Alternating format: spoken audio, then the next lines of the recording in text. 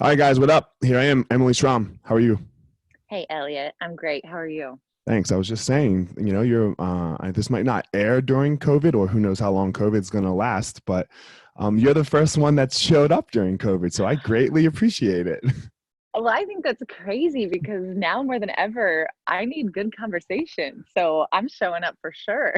Right? And what else? What? I mean, like we both have gyms and we both have businesses, but like there's only so much you can do during the day now, right? I mean, I Right. do like 4 hours of work, and then you're like, okay, that's kind of it. And let's get creative. Yes, for sure. I am excited to talk. I think just for the sake of not just having a conversation, but hopefully just someone to relate to in what we're going through because it's like such a weird time, Uh, strange times. it's such an interesting time, right? It's ups and downs and here's and there's and um yeah, and we have some similarities in that we both have a gym, right? Like so Hmm. I know for me, tell me what it's like for you. For me, you prepare for like a slope of down, right? Like okay, you can so you save in a certain way so that you're like, okay, I see my business maybe going down, right? So that you can have some time to adjust and move on, right? But Hmm. you don't you like I- am not sure where you were, but let's say we were doing great. We were going up and then a drop. Like Yes. that was very hard to see ever coming. Well, and it's interesting too. I'm curious for you because it's such a physical thing, right? And it's you can't replace that on virtual. And so I feel lucky with what, in some ways you Right. can give virtual, but people there show up because that connection and that outlet is so important. So it's, the reason you started it because you wanted to give people that outlet. When that's taken from you, it kind of messes with your purpose a little bit in a way that we weren't ready for. Yeah, for us it's our whole purpose, right? Like the martial art of it is one thing, but what it really is the community where we get to like the way I like to describe it is we get to have this life or death struggle with each other where like I'm going to choke you out or you're going to choke me out, or I'm going to hit you or you're going to hit me, but we're going to do it in this really really nice way that we like actually care and love each other. That's what's special about it. Like so Yeah. yes, this is And then you hug each other and then after we and hug each other you afterwards. go get Yeah. drinks. Yeah. It's crazy. Yeah, we hug each other afterwards. So it's like this, like, oh my, like, but so we've shifted to the virtual. We've Good. definitely shifted to the virtual. We were already going that way. Yep, So same. And that's kind of how it was for us. It was and the best like analogy is even though it's a little bit dark, we know a pandemic is coming. I actually just watched Explained. Have you ever watched that series on Netflix? no. So Mm-mm. I watched this before COVID-19 and I highly recommend everyone watching it now. So it launched in November of last year and it's basically all on pandemics and it has Bill Gates talking about how this is going to happen. It talks about how SARS happened, how, any pandemic has happened in the past. And it really is eerie to see this kind of prediction, but also this knowing that we all had. But at the same time, until it happens, no energy, time, money, resources will be put to it because it's so, it's preventative. It's not reactive. And same thing for us, even as a business owner, it's like, well, we know this is something we want to do and grow, but how much time and resource can we allocate to it if we are already still fully operating and things are good? So it really, just seeing it and reframing it in a way that we wanted this to happen, we got forced to make it happen way sooner than we thought, but then the energy behind it and the coaches and the trainers, there's so much more in it because they have no choice. So it's wonderful to see them rally and connect in a way that I wanted them to, but you can't force it until something like this happens. Yeah, it's super interesting. Like so we're lucky enough on my with my business that I have a CEO who runs the schools, right? Like, and Mm. I'm my business partner and I, we are the majority owners, and uh, we let our students, like some of our high level GMs, get to have little pieces of the schools. Oh, Very cool. small little pieces. Just so we keep it very tight. So when I say so I hate when I say like the majority owner because that sounds like we're some fucking huge corporation where we have like outside. No, like we don't do that. But we have these people that run the school. So I've been able to really focus.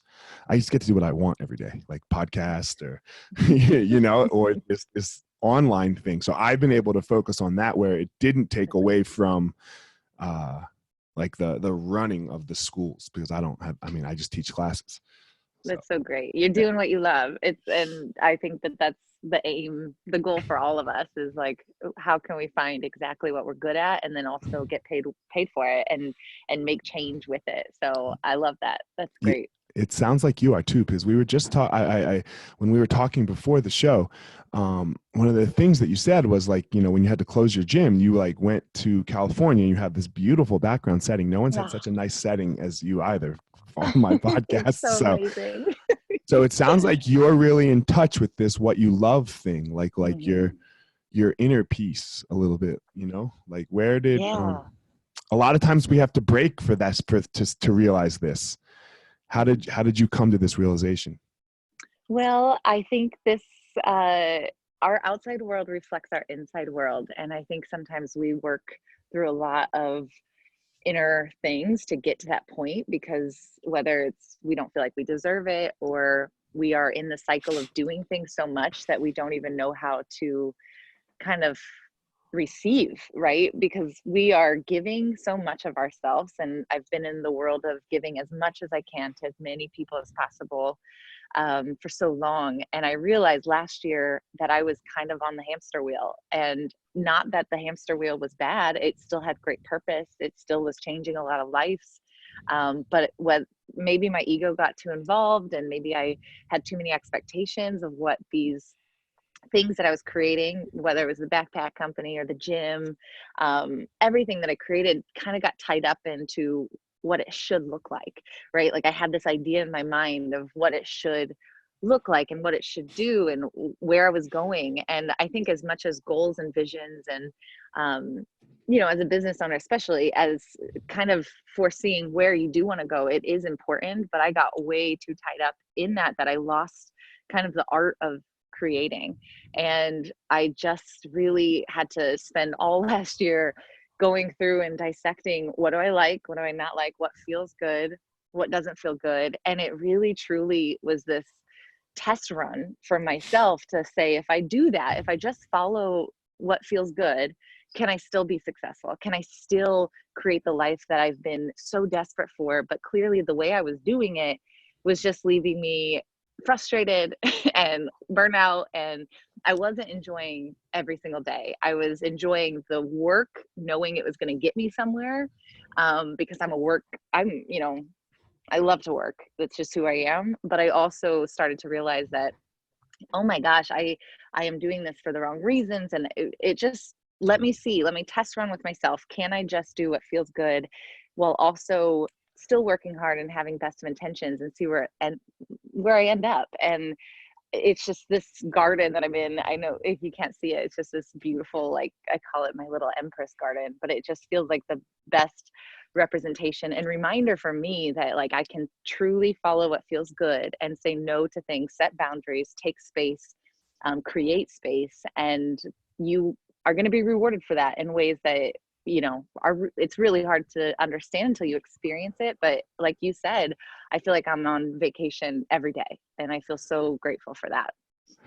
I got two questions. One's simple. You said you were in California. Where in California are you? Well, it looks like I'm in Costa Yeah. Rica, but this is just in a backyard in West Hollywood. It's Okay. just incredible. It's this All right. full little temple. Nice. I guess I'm not the biggest California fan sometimes, but I love Newport Beach. I Yeah. love like on the Balboa Peninsula, like where I love to take my family like for a weekend and just go there, and then like we just take our shirts off, right? Like I have two boys, and then we just hang out and we just have fun, and you walk everywhere. And so like I love these little pockets Yeah. of California, and where if I can go and I don't have to leave it. If I have to leave that pocket, I fucking hate LA, you know? I do too. I was a little hesitant. So my partner got a job here 2 months ago, and it was one of those things where there's no way. I mean, I live in Colorado. I love Colorado. I love the Right. mountains. But it was kind of really cool because it was, again, just see what happens, let go of expectations. And then it was this amazing thing where in Colorado, I feel like I'm in such, I have these I talk about it a lot, but do modes and feel modes. But my do mode is like, I just will work. And in Colorado, I was there for 10 years. And I mean, I still am, I still Right. will be back at some point. But it was just this kind of instant, I landed in Colorado and it's like, what am I going to do? What am I going to do? And so when I got here, it was like, I can truly relax. I can truly just, I tap into meditation way quicker. I'm more chill. I'm very surprised. And I think it's because I'm in a garden with hummingbirds flying around all the time. Mhm. But that it was a pleasant surprise. I will tell you that. Good. My second question off of your first statement or first, what you were saying was, you said you were doing things for the wrong reasons. Mm. What were the reasons that you were doing them for? Well, it's what I kind of said is that you are doing things, in any entrepreneur, any business owner, anybody motivated, anybody competitive, right? We have our eyes set on something and nothing will stop us from that. And with that, within that process, so quickly do we lose sight of just doing it because we love it. And so for me, it was, as my businesses were growing and as I was getting better and better at my job and as more and more opportunities came to me, I just was on autopilot. And so it was this realization that I wasn't taking care of myself in a way that I wanted to and I needed to. But I just had too many expectations for what certain things look like, and that's just so easy to get into because when we launch something like a podcast or when we write a book, when we do anything, the way that we quantify it, and this is the same with workouts, we time it. We see how we got better. We want to see our progress. We want Results. to know. Yes, we want to have results. We are humans. We need that in some way. But I was so result driven, and I didn't even realize I was result driven until I kind of just took a step back and I'm like, do I even like what I'm doing? And I was willing, even though it was terrifying, I literally questioned everything, which meant I was questioning myself, my identity, how I got to where I was. I started questioning things that I felt like if I questioned them, I would fall apart. And I didn't. I found answers and found parts of me that I have been waiting to find. I so feel you on this. I so feel you because, I don't know, I'm almost 2 years into my podcast now, this podcast. And I started it off of like what I like to call my mental breakdown / spiritual awakening. And I started it off of that. And then, man, I love it. Like, I love it so much. I get to talk to so many cool people and just like you and I, right? Like, why else? Like, we probably, like, would we ever meet? Would we ever talk? Would we, like, probably not, Right. right? Like, because like the world's so big, but now we get to talk and hopefully, like, look, I know this wasn't on the intro email, but I like to stay in contact with my people that I have on my podcast, so you're in for it. I'm very sorry. For sure. But like, it's such a cool experience for me. But then at some point, right, you get wrapped up in it. And I host my podcast on Libsyn and I'm just clicking fucking refresh all day long. How many downloads? Why aren't they going up? Yeah. And then like you forget like why you even started the podcast. Right? Yep. Why, and that's exactly what you're talking about. And then something has to hit you in the face, right? Something's got to smack you and be like, yo, motherfucker. Right? Yes. And thinking of it in this way, like I had this moment, and that's what I love about this little magical garden is Yeah. it's just space to think of things you didn't think of before. That's why meditation is so good. That's why being by yourself is so good. That's why not being stimulated all the time is so good. You just open up space, right? And I was kind of because it's an active work to constantly pull yourself from those moments, right? You never are just going to wake up and be like, oh, I'm doing this for the love of it. It's like every time I sense myself getting there, because as soon as I create something and do something, instantly it's like, okay, where's the I have to be success? the best. I have to be Yes, the best. I'm so competitive. That's Yeah. ultimately what it comes down to. I am so competitive, and it's an inner competition, right? I know it's not coming because I want to be better than everybody. It's like, no, Emily, how can you be better every single day? It's just how I was born. And Me so too. I had this moment, and this might be helpful because I do this consistently. Every time I start to go there, I'm looking at this space in this kind of garden that you could fit people in. And I'm like, what if you fit 100 people in here and they're all staring at you and you gave them this podcast live? Would that not be enough for you? And just because it's digital and virtual, I think we lose touch with that in a way that kind of made me realize, like, that's a good way for me to look at it. Like, no matter what I'm doing, 100, 5, 15, 5,000, a million, hitting 2 million, all of those downloads are just as significant. It is not the number. And it's so hard for me because that's so counterintuitive to what as soon as I get to 100, it's like next, next, next. And I don't sit and I don't appreciate what is. And so that's the active work that I'm always getting better at. And, we all have to consistently remind ourselves that, because it doesn't go away. It's just who No, we are. it's exactly, man. You said two things there that was so great. The first one was the enough, right? Like Mm, I have this idea in my head that I am like from a whole host of my past, right? That yeah. I am not enough, Yeah. right? And I Ooh. have this chase, right? This grind to be like, yo, motherfuckers, I'm gonna show you how great I am, Mm, and then that will be enough. Well, nothing fills that cup. There's only one person nothing. that can fill that cup, right? It's me. Yes. So in my meditation, at the end of my meditation, I just started it because I just realized this flaw, not this flaw, this way that I can do this more skillfully, Mm, is at the end of my meditation now every day I say, I am enough. Just mm. me, right? Just me right now, today. Whatever I do today, that will be enough, you know? I love that. And It's so that will true. so true, Ah, but sometimes you do have to look and assess, right? But some of us aren't right. enough. Some of us are shitty parents and shitty bosses and shitty everything, right? Like, Right. Some of us do not deserve to say that at the end right. of the meditation. But if you're probably listening to this podcast as they're following you, if they're coming to the gym, they do. And I think that I have worked through this and talked through this quite a bit, because I think in the world of health and wellness, especially, 80% of my people are females. And so even more so, I'm not saying that it's more impactful, but at a level that's a little bit more physical, superficial, related to appearance in a vulnerable way, like shutting down females. It's incredible to see, even watching female competitiveness, the cattiness that sometimes can happen, is because we have our own wounds. We have our own protection mechanisms. We have our own ways to kind of keep ourselves safe. And that started at a very, very young age, right? And so Oh, I think it's biological.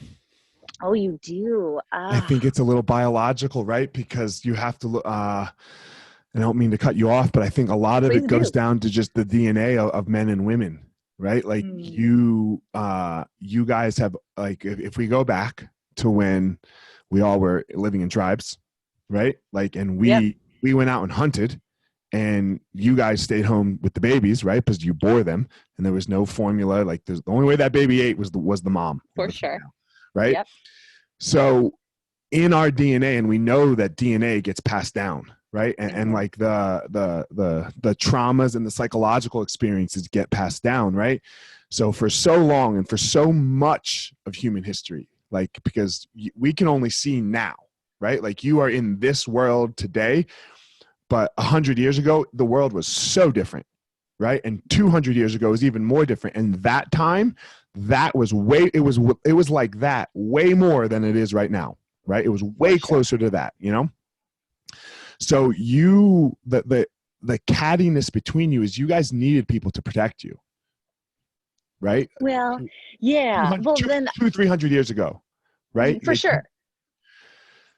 Okay, I'm going to tell you this. This is go, where go, my go. mind Yeah. goes. So this is where I feel I always go to animals. I'm obsessed with animal Okay. behavioralism, and I just think that I went down some rabbit holes with this, and so I would love to hear your thoughts on this. Yeah. I wanted to kind of find animals that might represent, specifically for females, when we are in a collaborative, communal, everyone is here for everyone scenario, versus this kind of mindset of like, if you are successful, that means that I am less than, that your success triggers me feeling not enough. And that's, kind of seeing that's what we see mostly. And I see it both ways. I don't think there's one side more than the other. And of course, all of us experience this. I don't say this with judgment at all. It's just observation.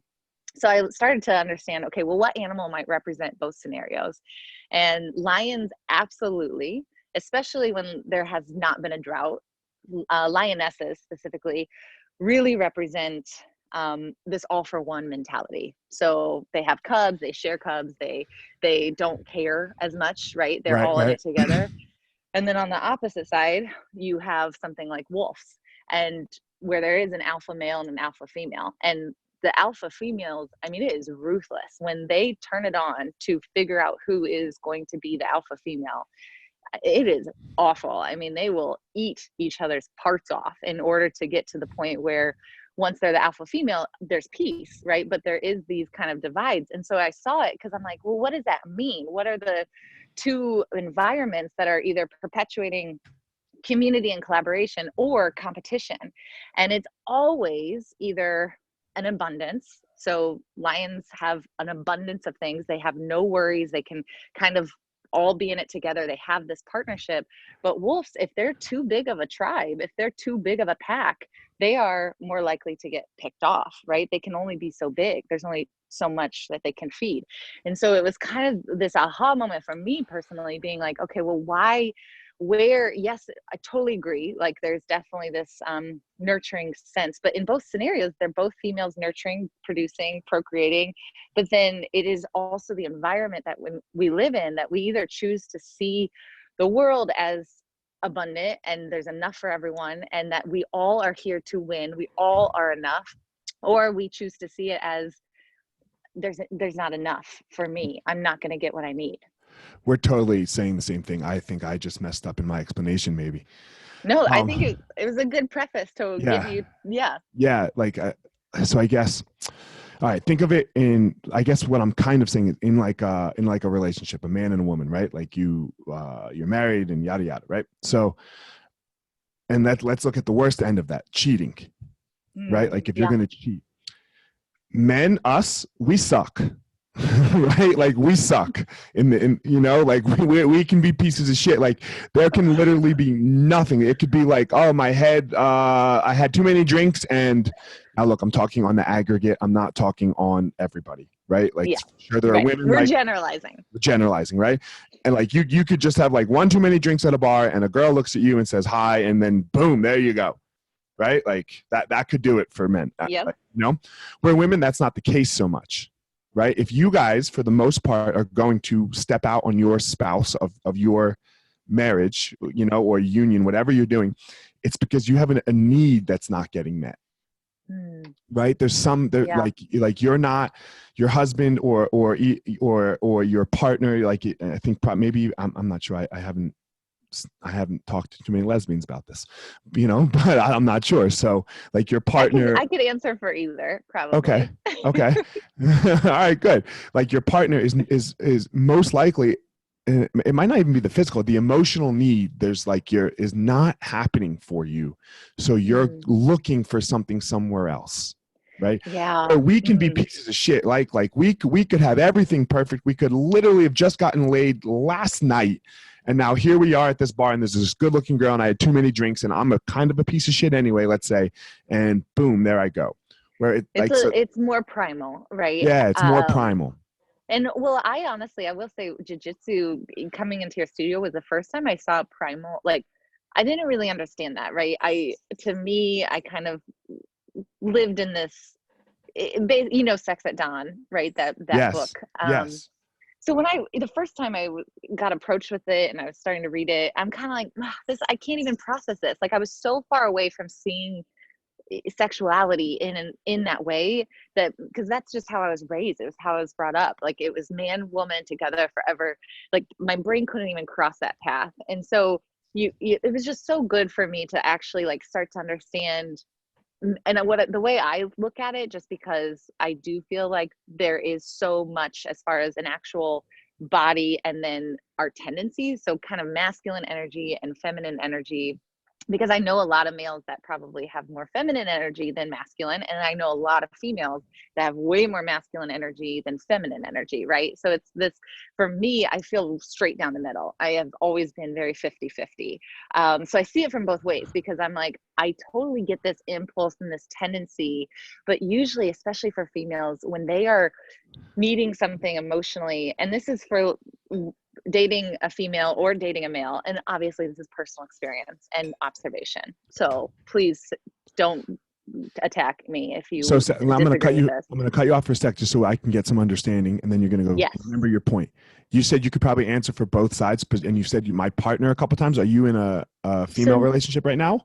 no, I'm not. I'm with a Okay. male, but I Okay. have been in the past, and Okay. I'm very fluid with who I date. I mean, I love my partner and he'll be my partner forever. So I do feel very monogamous, and I am loyal. You know, to me, that is important for both of us. That's an understanding we have, and I love it. And I'm very happy in this relationship.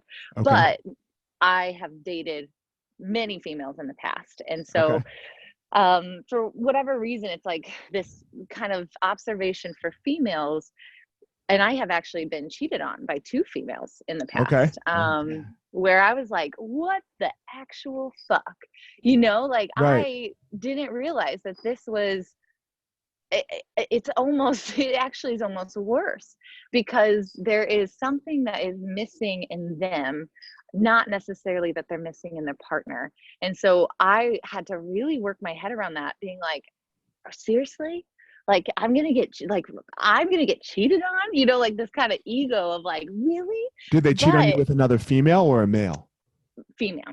Okay. And so it's a really strange world where I'm like, okay, well, obviously, and I'm such a you know, I'm a meathead, but I'm also a hippie, right? So I'm very much like, okay, what's the lesson in this for me? What do I need to learn? What do I need to understand? Why did this happen? Because nothing happens in your life unless you need to learn it. And so I was trying to understand, well, why do I need to learn this? And what is it that it's happening? And for me, it was the understanding that my actions, and this goes for trainers, business owners, whatever it is, nothing I do, you know, everything you can do everything perfectly, and this is a whole bigger conversation. You cannot take responsibility, and you cannot take personally the actions of other people, because it is always their own shit, and it was always them feeling almost this, you know, whether I was unavailable and they needed it from somebody else, but also a power trip in a way of, and this might be for male and female, but the way I've experienced this with female is that that was their way of getting some control back in their life, right? It was, I need to feel not so helpless in this situation. I need to feel like someone cares about me, loves about me. And so I guess it is exactly what you said, but also it goes for, you know, the other opposite way of like, if there is a female who has more masculine tendencies, sometimes they just do it because they're like, damn, he's really That was hot. hot. And they, Yeah. yeah, Yeah, yeah. that was So hot. yeah, You totally. So know, I think it's just I can see it. And look, that we I think we were really generalizing, right? You know, so totally, like yep. talking Let's keep on, saying that. yeah, this is like, because it's like with this COVID thing right now, everyone's like, oh, I'm healthy, and then a fucking 35-year-old dies, right? But Right. that still means though that right, like you or I could die from this, and we're young and we're healthy, and we would still fall into the ranges, right? Because 100 other people that were Right. old, that's exactly what ranges say, and that's what generalizations mean. That's So a good interpretation for sure. right. So let's just make sure everyone understands that we are generalizing. You or I don't want any emails. We're like, look who I am, right? Like, I hate this. I hate when that happens. I'm like, look, man, we were talking like as a whole. Like, you're an outlier. Okay, I get it. Please do. Well, then Yeah. let me say this. I'll say this because I do feel this is maybe the biggest thing when it comes to partnerships and love. And that's definitely the hardest, though. The hardest lessons I have learned are with my partner, because being open and vulnerable and truly yourself and truly just honest, and it requires so much from you, right? It requires so much love for yourself in order to actually love somebody else. And that is true partnerships. That's the work. Like, my biggest lessons I've learned through my relationship, which is why I love my relationship so much. But what I have found, and this is something I've done in the past as well, many of us just don't know how to let go.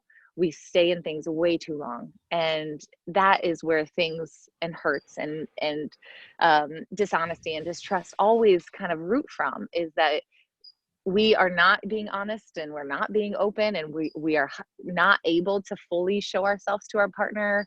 uh, Maybe that means that the partner's not right for you, but then you're already in this situation, and so you don't want to hurt people. So it's just this constant act of every day and every week in every aspect of your life, being honest with yourself, with your partner, with your person that you love, with the things that you love, because we don't give ourselves permission to change. We are always evolving. We, just like you said, in 100 years, how much have we changed? So imagine with technology and with our environment, even in a lifetime, how much we will change. And so to expect another person to change right along with you perfectly, and then hold on to it sometimes when we need to let it go, really is kind of the lessons I've learned from relationships that I'm always still learning. I think we're always going to learn that. And I like, and you know, again, you've mentioned it a couple times now, like, you have to do personal work. Mm, Right. Like, right. and I think you and I, we haven't gone down the route here yet, but we're about to. We've talked about meditation here a couple times. Mm, It's the, like, in stillness, right? For me, that's stillness in the morning, you know, like as soon as I get up, and I don't know when you do yours, it's just something there's something about it that, like, really can just, like, it's so hard to explain, right? Because I'm not a religious person, but I'm very spiritual, right? Like, same. I get, and I'm going to use the word here, God, but I don't call God what, you know, there's not some dude in the sky fucking judging me. No, Right? there's multiple, and they There's, love you. yeah. I don't know if they love me or not. Like I'm still very I don't think, I don't know that they, in my opinion, and this is all just for me, like, I don't know that they care about us at all, in my opinion. Um, they are our teachers, you know, they Mm, definitely are our teachers, and they, like, and they're here, but I don't know, I don't know how to define it. yeah. It's just this Well, greater being that's out there. let me ask you this. Yeah. Who are your best teachers? Who are my best teachers? My best teachers have so far in my life have been my experiences. Hmm. You know, Have anybody that you, any person, has oh, there any been, people? Yeah, there's yeah, people in my people life that wise? have been phenomenal teachers for me. You And know, I and think, at so many different parts of my life, though. well, I think when I think of my best teachers in my life, even blips of time, and even Yeah, from a really young age, right? And not that they were teachers for everything or people that I look up to and admire, but they came into my life at the right moment, right? They cared so much. Like, I am an effective teacher because I care so much. And so when I think of it that way, like whether it's, you know, otherworldly or not, universe or not, like I will always say the opposite. And I love that we have different opinions, because that's what makes life great. Is right. like, for me, I see it and I believe that there is a bigger power that wants us to hit this point of enlightenment and bliss and contentment, while also doing good things into the world, right? We're putting out good things and taking care of people, so in turn we are taken care of and looked after in some way.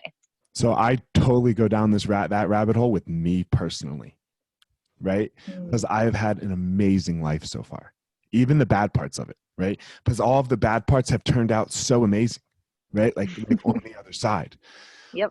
where I have trouble, and this is where I have trouble with the love part of, and we're like, nothing personal, please, right? Just No, discussion. never. Yeah. With the it loves you, like this higher power is the kid in the kid in Africa whose mom has cancer and AIDS and Yep. is born with AIDS or HIV, right? Mm-hmm. And they have no running water and they have to walk, and then they have this miserable life of suffering the whole time, and then they die. Right? Like, so Totally. That's a that's great, where no, this is where I can't wrap my head around like the right. No, the injustice in the world. And that's where, for me, right. and anybody who is in a position of influence or has a platform or has financial means to do so, that is where I am saying, and I think we all forget this, but there's a point at which it's an individual sport. Businesses, you are Right. in it to take care of yourself and figure out how to survive. You, as soon as you do that and you don't switch, I'm about to and you, love you. if you do not switch it into Yes. saying, now it is my turn to see how I can take care of other people. And then, and it's, I have seen it in three ways. So the first is me, the second is my team, the people that I get to employ. And then the third is everybody that you might not actually get to physically hands-on take care of, the people in Africa, the people that are struggling right now in any part of the world that don't have access to food or hospitals. It's incredibly ignorant is the, until you start to see the bubble you live in is a way for you to take everything you've gotten in this world and give back. That is where I think that I just feel lucky to try to get that platform into, specifically for the things I care about in COVID-19, food accessibility, food scarcity, immune systems being shot, not because they don't take probiotics, but because they don't have any access to vegetables in their community, right? Right. The things that are just, and not to mention the tunnel vision that we have for being in a space where we don't know how to pay for toilet paper, let alone have access to toilet paper. So then we are put into the scarcity mindset by our society. We have no option. We were born into it. And so that is where it's like, that is an injustice that is my duty to speak out to on, and where can I be plugged into to help? Let's talk about this toilet paper thing for a second. Yeah. There's no reason there should be a fucking shortage of toilet paper. Okay. Yeah. Look, let's be clear. Let's be clear. That's a very nice shirt that you're wearing. Okay. But if it really came down to it, you could use it. Okay. And then you could wash it, and then you could use it again. Right. Like, Well, so yep. let's just be real clear with the toilet paper thing. I know that might have been a little like gross, but like if we really had to here, like if we We'd be really fine. fucking had to, we'd be fine. We'd be fine. We like the toilet paper thing has blown my mind. I went to the grocery store the other day and the toilet paper was empty except for one package. And I walked down the aisle to see why there's just this one it was because somebody opened it, and now nobody would touch it. And like, right? It was ripped open. And I was like, you guys got to be like, people have to be fucking kidding me. If this was really a scarcity, if this was really a problem, everyone would have grabbed that package. Yeah, that makes me so, because I get it, people are freaking out, and I don't want to judge people who feel scared and freaked out, but there will be more toilet paper always. And we are it's the exact same thing we talked about with the females. It's like, are you in it for just you? Do you not Right. realize we're all in it? We all still poop. We all need this. Right. Yeah. Yeah. Right. And what you said is just so great. We have the same exact philosophy of that. Like, I stole it from the way I stole this saying from Obama. I watched Obama on, not to get political, I'm very sorry if you're not a fan, not just you, but anybody, The uh, I watched him on Letterman. Letterman had a new show on Netflix, right? And I love that interview so much. And that Obama was was so the good. first. Yeah, it was so good. Obama was the first guest he had. Mm. And he was like, they were talking about, and I've talked about this so many times on my podcast. He was like, how do you, like, man, you got to be the president, right? You got to be the president. How do you, like, you're the man of the world. Like, we all get to, like, he's like, how do you see that? And he was like, man, my job is that I've reached this point where I am just so incredibly blessed and so incredibly lucky that the only job that I have now is to take some of that dust, that luck dust, and go out and sprinkle it on as many people as possible. You know, and that's what we need. That's the goal here. Like you said it. You start your business, and you got to take care of yourself, right? Like, and like I have 2 kids and a wife, you know, and my job is, and my wife feels the same way, right? Like, it's not like, oh my God, she's at home and barefoot and pregnant, right? Like, our job is to take care of the unit, right? The 4 of us. Yeah. And now once that unit's taken care of, now I got to take care of a little, it's got to grow, right? And then the mentality, it's not that the money has to grow. It's that the people that are able to be provided for, that is what has to grow. Now, of course, the only way that happens is if the money grows. I get it, right? Like, for sure. But the circle grows, the people grow. And then that person, like my CEO, or the CEO of my company, he understands that, like, my job, he and this one other guy, Ian, they were the first 2 for me, that as soon as I made it, right, whatever make it is, right, as soon as I was like, okay, they have to live a life like me. You know, Mike and Ian have to live like me. Like, that's my goal. And that's when I know that will be good. And then they were like, okay, they found 2 people, and then they found 2 people, and then they found 2 people, right? And the next thing you know, everyone, like, that's what we're doing. Yes, it's so cool. And that's where I think, if we can think about doing business in a different way, right? And knowing that it's always as simple as saying, like, why am I showing up for this? Why am I doing this? Is it to check something off for my ego?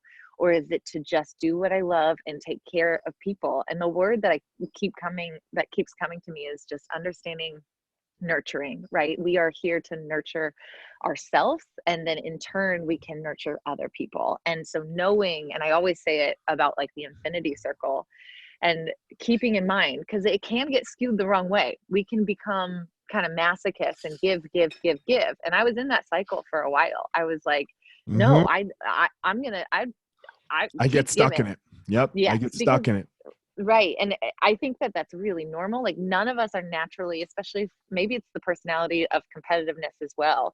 We don't really naturally be like, yes, keep coming. Like, I love this. It's as soon as I get it, I give. As soon as I get it, I give. And so how quickly that can turn into, burnout, tiredness, resentfulness. And then we blame our job, or we blame our sleep, or we blame lack of supplements. Even though I love supplements, I still always am like, oh my God, it's because I have completely, with this, like, lack of seeing this full circle vision, that in order for me to give my best, most self, whether that's with resources, education, with products that I've created, helping people in any way, knowing as a helper in the world we live in, that you equally have to get that in return, or you will shut down very quickly. And that means resources start to get more scarce. And then, people start to not love their job as much. They don't think you're a great boss. Like, all of the things that turn into bad business. It's like, there's a better way to do business. And I think it all kind of comes back to, like, how will you receive, and then keep giving back? Because you and I get the giving, but making sure people who might not be the givers remember that. Have you ever read the book Nonviolent Communication? My mom is a teacher, and she has flashcards. So I have heard that term, but I haven't read the book. Okay. So, I mean, it's all about how we communicate with each other. But for me, when I read it, it was so much bigger than that, because it helps me communicate. Don't get me wrong. But it talks about feelings and needs. And this is what it really is based on, is feelings and needs. And at first I was about to get all mad, because it started with feelings. It was talking about people's feelings and other people's feelings. And I'm like, man, this is some bullshit. Your feelings are for you, right? Like, you can't make me feel a certain way. I'm allowing you to make me feel a certain way, but I'm the one doing it. It's my responsibility. But the whole first chapter was about feelings, and I was about to be like, no, what? Fuck this. I'm done. But then I was like, I'm going to give the second chapter 5 minutes. And then he said that, and he goes, your feelings are on you. And I was like, okay, thank you. Okay, we're there. Yeah. I was like, okay, I'll listen more now. Okay. But then he got into this needs thing, and we all have needs, right? And it's like this where you and I, sometimes we can give so much, right? Like we were talking about, but we have a need. Yeah. right? And if we don't get our needs met, that's when all of this bullshit starts to compile Totally. for me, right? You Uh, know, and I know it is like it's like that for me. So I really, really try to pay attention to my needs. What are my needs? And they're not big, mm. right? And not if you really get down to it, I don't think anyone's are big, No, right? they're so They're simple, aren't so they? simple and small, but you have to realize them, right? Mm. And when your needs aren't being met, then you will feel a certain way, you know? Totally. Elliot, I love that. So what are some of your needs that you would be willing to share? Just out Yeah, of curiosity. so and then I was going to ask you. So you asked me first and then I'm going to ask you. So my needs are I need like if we're going to talk about first of all from like my wife, right? Mm-hmm. I need softness, Mm. right? Like I am a former I'm a fighter. Like I fought for a living, right? Like Yeah. and I teach people how to fight and it's intense, right? But when I come home to my house, I need softness, Mm. right? I need love, you know, I need soft touch, right? Yep. Like you know, like just like a hand on me. I'm a softie. I am such a softie, you know. Yeah, the gentleness for Yes, sure. Yeah. I have a need to know. So I'm also the grandchild of Holocaust survivors. Wow. So I only do ride or die friends. You know, Mm. because my grandfather always told me that you need to be very, very careful because when it comes down to it, those people will turn you into the Nazis. You know, that's how I grew up with this. And my dad's black. So I grew up, and my dad grew up in civil rights, right? And like that Wow. was the time. So I had, so my dad's speech to me whenever I left the house was, you be careful, watch your back. So I had one end telling me that people were going to turn me into the Nazis. And I had this other end, my dad telling me to be careful because someone's going to come get me, you know, and I always have to be careful what's going on behind me. Right. So Yeah. so obviously I have really bad anxiety. Right. But so I have this need for my circle. I have to know that they'll die for me. Mm. Yeah. You know? So I Yeah. have to know That's that. such that's really good awareness. Like just It the took fact a that you lot of know money, that. Debbie. I mean, but that's so good. And everyone listening is gonna like those are the stories that the inner work that I talk about, and even we mentioned briefly, like Yeah. that is what it is. It's not getting to know yourself in a way of like, what, I don't know, like I'm happy, I'm sad. It's like at a That's a deep feeling. That's a level, feeling. right? Yeah. Right. Like where am I holding my trauma? Where are the stories that aren't mine to tell anymore? And am I willing to break these patterns?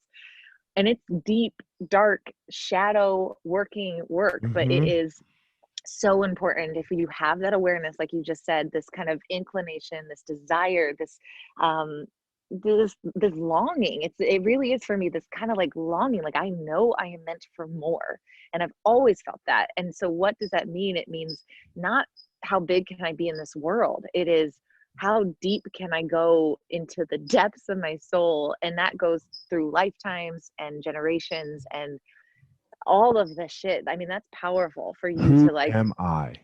yeah, yes, Who am I? yeah. Right, your turn. What are your needs? Oh, man. Well, um, I really am understanding. I am a 50-50 kind of masculine feminine energy. So I have to satisfy both of those every day. And if I don't, and sometimes it's every other day, but I have noticed that if I am too masculine, right? And what I mean by that is kind of full of ideas and driving. I'm not saying feminine energy isn't full of ideas, but usually feminine energy with ideas is it's kind of this intuitive hit. Like it's just like here's this amazing thing that came from me, versus like I'm going to do a podcast and do all these things and write a bunch of blogs. Like there's more action around that masculine energy that I've found. Sometimes I get stuck in that energy. And so for me, my needs are like constantly balancing the two. So I, of course, have to be barefoot every day and I meditate, and I have to be outside every day. And that helps me get into more of the flow, the gentle, the feminine energy that helps me be more nurturing. And it also helps me be way more intuitive because of that. So I'm not reacting to things. I'm just experiencing things. And so that's been really great as far as like my quality of life and my happiness day to day. It's usually involving me being barefoot and having fun with my workouts instead of timing them. It's me having good conversations like this, you know, like making me think. And then also I have to learn something. I try to, before this pandemic, like I really did once a week, always do something that was either new or I maybe wasn't brand new, but it would put me in a position where I would have to think in a way I hadn't thought before. So like indoor skydiving, or let me go try a dance class for the first time. And even though I'm like the worst one there, and I'm like, what the fuck? Like, choreography is so hard. Like, I just want to free dance. And it's like, no steps. Like, oh my God, my brain has never thought in like 1, 2, 3, 4. And it was so good. The next day I ended up having, you know, this amazing idea, you know, so I just constantly have to be feeding myself the things that like keep my brain and my intuition on point. Got you. And that's what makes you be able to switch back and forth to the masculine, feminine. That's really interesting. Yeah. This is so much work though, to know yourself, right? It's so Like much this work. is so much work. Like this, like of all of the work I do, of everything that I do, this is the most work that like, and it almost sounds selfish a little bit, right? Because like I have to work on myself so fucking much. And I know this, like for me too, I have to move. I have to move. If I don't move and move in a physical way, right? For Where sure. like, you know, like then I know where this is going to lead. You know, Yes. I have to have this physical struggle. Like right now, mine's a Peloton. I fucking love my Peloton. Do you? I fucking love it. It's so stupid that I love it, but I do, because I am 250 pounds and I am not supposed to ride a fucking cycling bike, right? You know, but I love it. It's saving my life right now during this fucking pandemic. Like mine's my impact, but for sure, like barefoot workouts with something that feels heavy but not too heavy, you know, just like flow. That's for sure. It's like I'm in the sunshine. What can go wrong? You right. know, I feel so lucky that I have sunshine, you know? It's so interesting, right? Like I should not be the fucking Peloton spokesperson, That's but amazing. you know, but this is what hooked me. I'll tell you what hooked me. So like I fought, right? Like, you know, so you all like, and when you fight, you really understand how far you can go when you think you have nothing left, right? Physically. When you're like, this is it. Because like, and now I coach fighters. So you have to take them to the limit of their physical being where they are crying, right? That they're like, they got good with death, you know, because sometimes that's what it takes to get in that fucking cage. Is for me, you know, because I'm a softie, you know, like I had to get good with death every time I stepped in that cage. That this could be my last 15 minutes right now, because I'm gonna go willingly get into a fight, and I've known this. So anyway, so I was on the bike. Go ahead. No, I love it. I'm going to come back to that. I wrote a note, so don't worry. I'll come full circle. Okay. So I'm on the bike, right? And it's one of the first, you know, I'm still not in love with it yet, but I like it, but it's like, whatever, you know, and I'm riding and I'm like, okay, this is it. I got to turn this fucking thing down, right? Like I'm just about to go slower. And the teacher, like, you know, because it's an interactive class, I wasn't live, right? But I was on on demand. She stops on her bike. She stands up, and I like, there are some very intense, I like intensity. And she like, and I thought this was going to be like, you know, like I thought for the most part it was like this woo soccer mom shit. Right. And she stands up on her bike. She goes, hey, what if you fucking had to right now? And I was just like, and she cursed at me, and I was like, oh God, oh, I'm in love with you, right? I was like, I get going. I'm just like, now I'm just fucking going, right? And now this is it. This is oh. Oh, I love it. Well, okay, I have a few thoughts. So I talk about this, like I think there's this triangle. So in my book, there's 3 chapters. What's your book? So it's called The Process. Okay. And it's kind of this book of poetry and sketches. I'll send you one. I wanted to redefine the narrative. Books. All right. Okay, perfect. Because I just felt like I had been telling my story in the way that made sense to people for so long. because that's what you do when you're a business owner, right? You Yeah. got to say it in this way that, and I was like, I want to say it in the way that makes sense to me. And I got weird with it, and it was amazing. I maybe did a little bit of plant medicine for part of it. Like, I just loved it. It was amazing. It opened me up in a way that I have I never. maybe did a little bit of plant medicine. You can edit that part out. I'm just I don't kidding. edit So shit, girl. It's in. We talked about toilet paper, wiping our ass, and plant I know. medicine. And writing a book. And it was just this beautiful, like, okay, I am a doer. And what you're saying is, I will just say this, and I'm not saying it's for everyone, but Right. I'm a doer. That Yeah. means I respond to people looking at me and saying, are you gonna fucking show up? And I'm like, fuck yes, I'm gonna show up. Like, I love that. It turns me on so much, because it's this I succeed when pressure is on. I succeed when I almost have this little bit of doubt that I might not succeed, right? Mm-hmm. And so for me, I will say this, like, the way that I was able to balance that in order to be able to just meditate and be present and be more soft. And this might be more for females, for your female listeners, because I do think men might not need it quite as much, because that's the energy that you are more in. For me, it was like, and the best representation of this for me physically was I competed in CrossFit for way too long, because that turned me on in that same way. It tapped me into this kind of warrior that I wanted to come out, and I didn't know how to express unless in those environments. Yeah. So I spent a lot of time working through that. I was using that for me personally as punishment. I was using it as a way to kind of like tap into this piece of me that almost perpetuated that I wasn't enough. And Oh so yeah. right. So it's like, Oh oh yeah. man. And so for me, it was like, okay, how can I balance it? Right. I'm 50-50 personally. So I need 50% that somebody yelling at me on a screen to like to go. I But need I the right also, person though. I can't just do anybody. But go ahead. that's good. It's okay. And then the 50% has to be, and for me, it's weird stuff, but it's putting on headphones and, having like a rave dance, and, or doing some flows and making things up. And I just did a post about this, as like, why aren't we just trying new moves right now? Everyone's like, what's my workout? What's my plan? Make it up. Pick something up and get weird, like that's more of this. So it's balancing the two that I was kind of talking about, that I think it's the work that I always have to do when I notice that I'm maybe doing too much of the more, like, it's like, okay, now I did that. So where am I going to make up for it in another way? Kind of balancing that triangle a little bit more. For sure. I got two questions for you before we Yeah. go.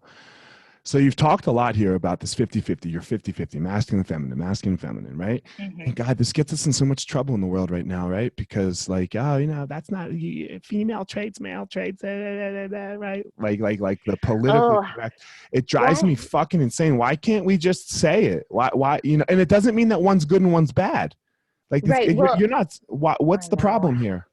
Well, I think every person, no matter who they are, I get what you're saying. So gender non-binary, somebody that might not associate with a male in the way our culture has defined a male, or a female the way a culture. I totally agree. Those stereotypes are fucked. Are fucked. So Right. they're so fucked. I Yes. hate them. I always, if I see something like that, I'm like, yeah, fuck you. Like, Fuck let me you. show you what a Exactly. female is. Right. Right. That's like, Yeah. so I just think it's a reminder. It's like, these energies have existed. It's like saying, I mean, if you want to go back to Egyptian time, and even before that, it's like Ra, our sun god, and then Isis, the kind of earth moon goddess. Like, there's different energies, and so we all have those. It's written in the stars, it's in astrological signs.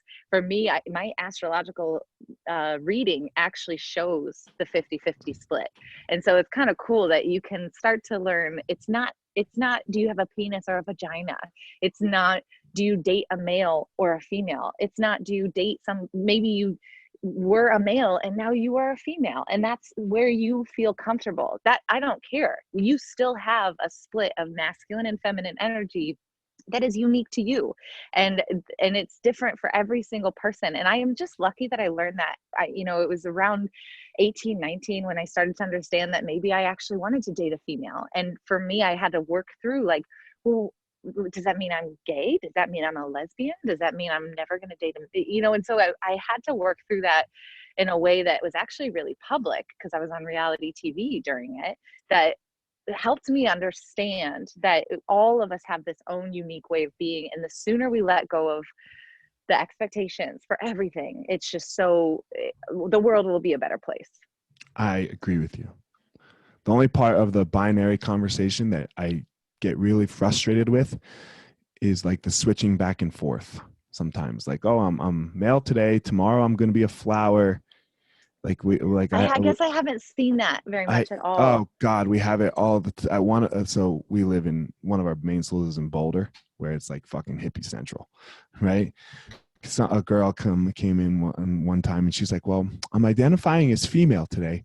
Tomorrow I might identify as a flower." And I was like, You know "What?" what I want to do, Elliot?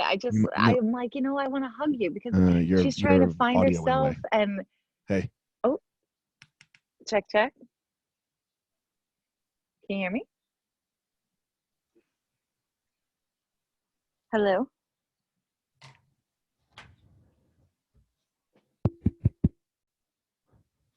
I can hear you. no. Check. Here, let me just unplug. Check. Can you hear me? Oh, I think it's yours. Is it your headphones? Here, unplug it. Talk. Can you hear me now? Oh, I can't hear you. No! Okay, how about now? Can you hear me? I can hear you.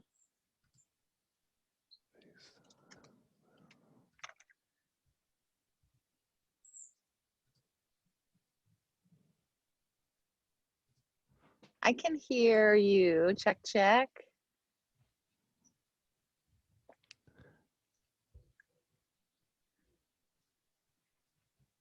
I cannot. Da-da. You can hear me. Mm-hmm. I can't hear you. So it's plugged in. Shoot.